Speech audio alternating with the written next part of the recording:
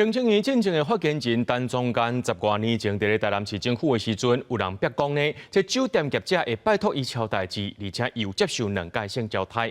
台南地检署重新启动侦查了后，去年8月依照涉嫌犯贪污治罪条例改起诉。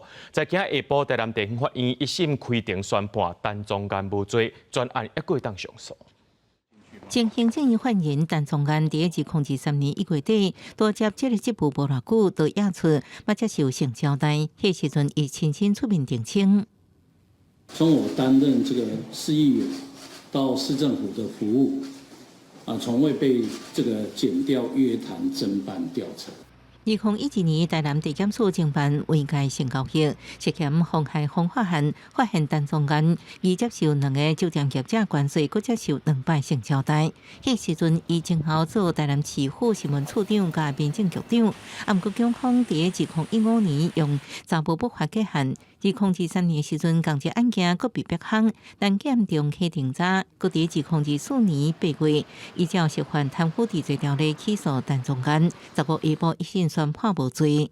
译文中所提及之陈董为一般竞称的性质，并无证据证明即为本案陈姓被告，其余卷内相关事证亦无法认定陈姓被告曾2次接受性服务的事实，举证不足。